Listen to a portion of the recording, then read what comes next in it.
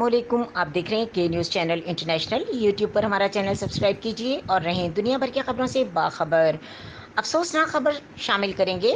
तानलियावाला के थानागढ़ के नवाही चक 456 का बेग के जहां नामालूम मुलजिमान ने रात तारीकी में किराना की दुकान और ऑयल एजेंसी को लूटने के बाद आग लगा दी। चौथी बार लूटने वाला सलीम नामी दुकानदार बिलबिला उठा। इस मौके पर उनका क्या कहना है, सुनते हैं अली हसन साबरी की इस रिपोर्ट में।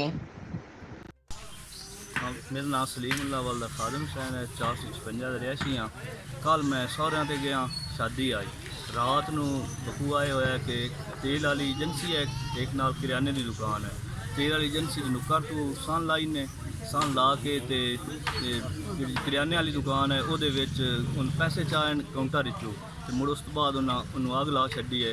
तकरीबन 3-3.5 लाख का नुकसान होया है। इस तो पहले एक बारी इस तो पहले भी आग लगी है, उस तो 2 दफ़ा पहले चोरी हुई है। असा रपट भी थानेदार की कराई है।